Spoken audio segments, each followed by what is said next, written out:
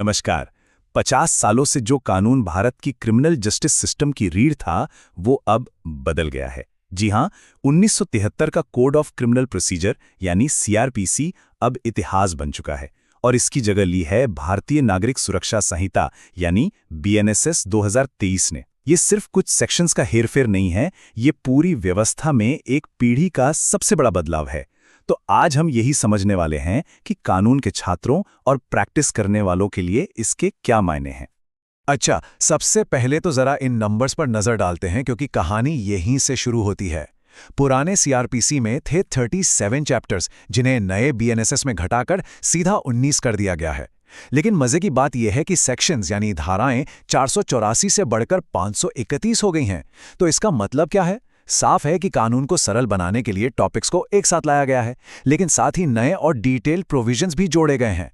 ये सिर्फ एक छोटा-मोटा बदलाव नहीं, बल्कि पूरे कोड का एक तरह से पुनर्गठन है। ये तारीख इससे तो कैलेंडर में मार्क कर ही लीजिए। 1 जुलाई 2024, इसी दिन से भारत में क्रिमिनल प्रोसीजर का एक नया दौर शुरू हो रहा है। और इसका सीधा मतलब है कि आने वाले सभी लॉ एग्जाम्स में अब सवाल पुराने सीआरपीसी से नहीं, बल्कि इन्हीं नए कानूनों से पूछे जाएंगे। तो अब तैयारी का तरीका भी बदलना ही होगा।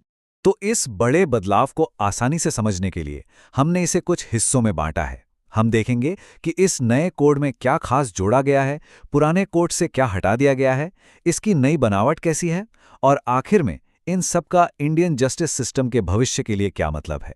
तो चलिए शुरू करते हैं। तो सबसे पहले बात करते हैं उन नए प्रोविजंस की जो बीएनएसएस को सही मायनों में 21वीं सदी का कानून बनाते हैं। ये वो चीजें हैं जो पुराने सीआरपीसी में थी ही नहीं, और ये दिखाती हैं कि हमारा कानून अब किस दिशा में आगे बढ़ रहा है। जो सबसे बड़ा और कह सकते हैं जरूरी बदलाव है, वो है टेक्नोलॉजी को अपनाना। अब ऑडियो, वीडियो और इलेक्ट्रॉनिक कम्युनिकेशन जैसे शब्द सिर्फ बातें नहीं, बल्कि कानून का हिस्सा हैं। सेक्शन 105 के तहत अब किसी भी सर्च और सीजर यानी तलाशी और जब्ती की वीडियो रिकॉर्डिंग करना जरूरी है। इससे पारदर्शिता बढ़ेगी। और तो और सेक्शन 530 कोर्ट की कार्रवाई को वीडियो कॉन्फ्रेंसिंग जैसे इलेक्ट्रॉनिक तरीकों से करने की इजाजत देता है, जिससे उम्मीद है कि न्याय की रफ्तार तेज होगी। अब ये एक ऐसा बदलाव है ना, जो सुनने में शायद छोटा लगे पर है बहुत जरूरी। पहली बार बेल और बॉन्ड जैसे बेहद आम शब्दों को प्रोसीजरल कोड में ही डिफाइन किया गया है। अब तक इनकी परिभाषा कोर्ट के फैसलों पर निर्भर करती थी, जिससे काफी कंफ्यूजन होता था। ये कदम इन बेसिक कॉन्सेप्ट्स को लेकर पूरे देश में एक रूपता और स्पष्टता लाएगा। अच्छा, अब नए कोड में जांच एजेंसियों की शक्तियों को भी थोड़ा और मजबूत किया गया है। जैसे कि जो अपराधी फरार घोषित हो चुके हैं, उनकी प्रॉपर्टी को अटैच करने के नियम और सख्त किए गए हैं। साथ ही सेक्शन 172 ये साफ करता है कि नागरिक पुलिस के कानूनी निर्देशों का पालन करने के लिए बाध्य हैं। इससे इन्वेस्टिगेशन के दौरान पुलिस की अथॉरिटी और पुख्ता होती है। और हाँ, न्याय में देरी, जो एक बहुत बड़ी समस्या है, उससे निपटने के लिए भी कुछ बड़े कदम उठाए गए हैं। सेक्शन 356 के तहत अब जो अपराधी भगोड़े घोषित हैं, उन पर उनकी गैर मौजूदगी में भी केस चलाया जा सकता है और फैसला सुनाया जा सकता है, ताकि वो कानून से बच ना सकें। और साथ ही सेक्शन 398 पहली बार एक फॉर्मल विटनेस प्रोटेक्शन स्कीम को कानूनी आधार देता है, जिससे गवाह बिना किसी डर के गवाही दे सकेंगे। देखे, नया कानून बनाने का मतलब सिर्फ जोड़ना ही नहीं होता, कुछ हटाना भी पड़ता है, जो शायद अब उतना प्रासंगिक नहीं रह गया। तो चलिए अब देखते हैं कि सीआरपीसी के कौन से बड़े प्रोविजंस अब इतिहास का हिस्सा बन चुके हैं। अब जो सबसे बड़ा बदलाव है ना, उसे समझने के लिए पहले कॉन्सेप्ट को जानना जरूरी है। महानगर क्षेत्र या मेट्रोपॉलिटन एरिया। ये वो शहर होते थे जिनकी आबादी 10 लाख से ज्यादा थी और जहां एक अलग तरह का जुडिशियल स्ट्रक्चर काम करता था, जैसे मेट्रोपॉलिटन मजिस्ट्रेट। तो बस बीएनएसएस ने इस पूरे भेद को ही खत्म कर दिया है। इसका मकसद पूरे देश के लिए एक जैसी और सरल मजिस्ट्रेट प्रणाली बनाना है। अब बड़े शहरों और बाकी इलाकों के लिए अलग अलग न्यायिक व्यवस्था नहीं होगी, जिससे प्रक्रिया में एक रूपता आएगी। और मेट्रोपॉलिटन एरिया के कॉन्सेप्ट को हटाने का असर एक डोमिनो इफेक्ट जैसा हुआ है। इसके साथ ही मेट्रोपॉलिटन मैजिस्ट्रेट की कोर्ट, उनकी पोस्ट्स और उनसे जुड़े जितने भी खास नियम कानून थे, वो सब भी हटा दिए गए हैं।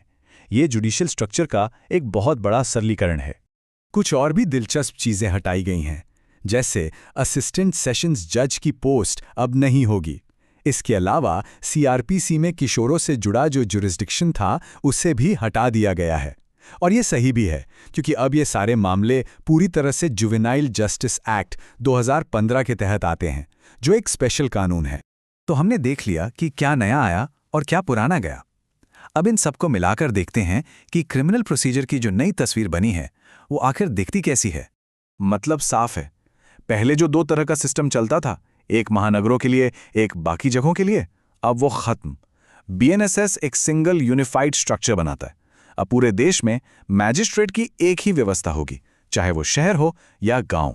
ये चार्ट देखिए, ये इस पूरी कहानी को नंबर्स में बताता है।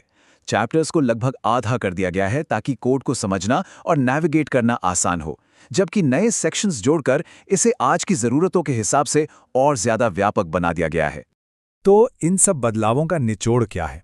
भारतीय कानूनी प्रणाली के भविष्य के लिए इनके क्या मायने हैं? चलिए इस पूरी चर्चा को समेटते हैं।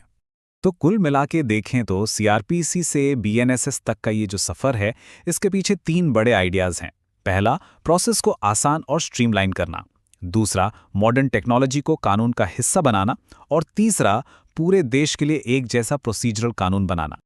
लेकिन सबसे बड़ा सवाल तो यही है, क्या ये कानूनी सुधार जमीन पर भी एक तेज, कुशल और वाकई में एक मॉडर्न जस्टिस सिस्टम को जन्म दे पाएंगे? कानून तो बदल गया है, पर क्या इससे व्यवस्था बदलेगी?